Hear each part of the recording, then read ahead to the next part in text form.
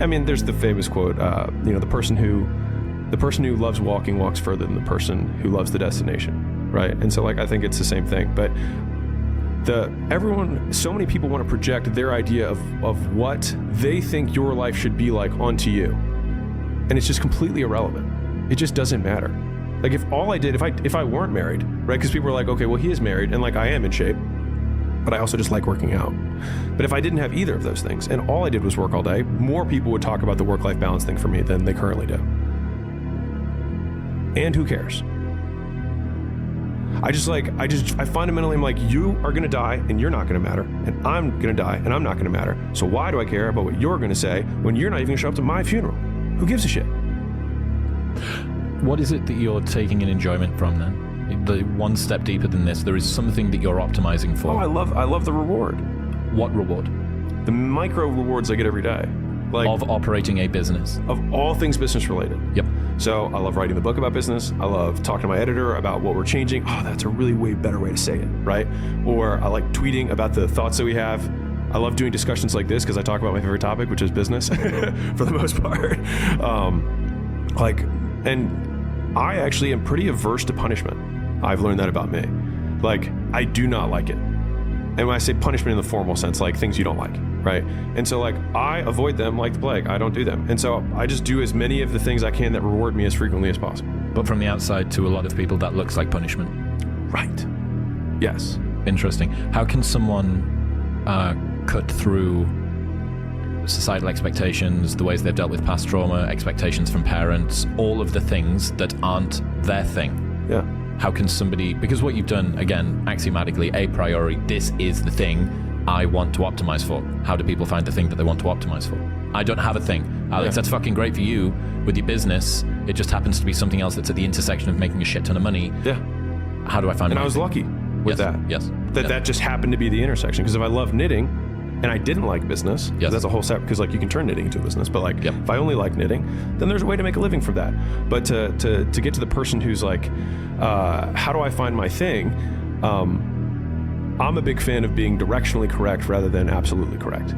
And so I think what happens is most people are trying to find the perfect answer when they have no perspective from which to make a judgment. They're trying to find the perfect thing to do when they haven't done anything. So how would you have perspective to make a judgment? Like, if you try a lot of things in the beginning, which you have to know what your inputs outputs are, decrease your action threshold enough with either a cheese or a cat, whatever you need. Most people have more cats than they have cheese in the beginning. So use the cat to start running towards something. And the thing is the rat, it's so simple. It's like, there's cheese here. But what you really just need to know is that there's cheese out there. And there's a cat behind me for sure. And so if I just go anywhere away from the cat, I will have a higher likelihood of getting closer to the cheese. Not that I will find it, but I will get closer to it. And I think and I've lived my life through a series of rapid iterations, not trying to pick the right thing. Because I just even when I started my first business, I was between frozen yogurt, test prep, and a gym. Those are the three businesses that I was choosing between. Makes complete sense, yeah. Right?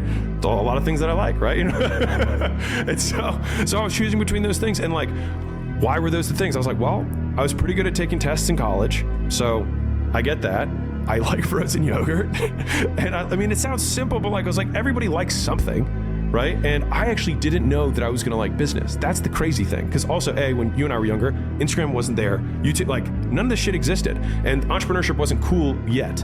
And so I just hated my job a lot. And I hated where I lived a lot. And so I was like, well, I will just not be here. So cat, don't know what city I'm gonna go to, but just not this city. Yep. I went across the furthest place from Baltimore, which is California. And then I was like, okay, well, what do I hate doing? Well, let me not do that, which is, sitting on meetings all day and doing whatever, doing grunt work for shit that I felt like was meaningless. And instead, I was like, I'll do fitness because I like fitness. And I was like, at the very least, I'll do something I enjoy, which I liked fitness at the time. And if you're like, well, I don't like doing anything. Well, it's like, well, then that's impossible, because your brain is wired to be rewarded for things. And so you are doing things that reward you. That's why you do them. Like, everything we do is because we've been rewarded for doing things like that in the past. And we project the same activities, and we predict that doing things like we did in the past that reward us will reward us again in the future. That's where our behavior comes from. And so it's like, okay, well, what has rewarded you in the past? Where's the cat? go the opposite way. Yeah. So the reverse role model is something similar, but you're almost taking this into a lifestyle perspective. So the reverse role model is if you live in a town or you grow up somewhere and there's no one around you like the sort of person that you want to be like, but there are tons of people like the person you don't want to be like, you can say, there's a waymarker. I don't want his relationship with gambling. I don't want the way that he handles his finances. I don't want the way that him and his wife communicate with each other. It's like, okay, there we go. Warren Buffett or Munger says like an amazing amount of success has been achieved by not trying to be smart but avoiding being stupid. So there's your waymarkers there. But what you're saying is that this is almost like a abstracted lifestyle version of this. These are all of the things that I hate to do. What's the opposite of that? Yeah. And the challenge of I don't know precisely what the exact thing is, therefore I can't move toward it, is one of mine, which is perfectionism is procrastination masquerading as quality control. I was going to say it's a fallacy. It's a decision-making fallacy. It's the same. This is why investor frames can be so useful. Like if you're looking for the perfect investment, you won't find one. There's always downsides. Every investment has risk, right? And so using that frame, you're like, well, there's all these paths. Which one do I choose? It's like, well, you have to. The one thing that's guaranteed is if you keep the money, it will go down in value because it'll inflate, right? So not investing is the only way guaranteed to not get a return on your investment. Is that the fact that inflation exists, do you think that's a useful motivating force for business people?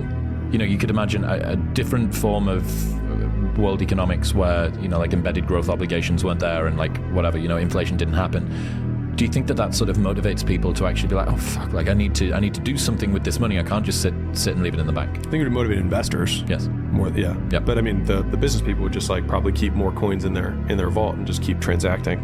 Who's that Scrooge McDuck? Yeah, they'd be less likely to deploy capital faster. Because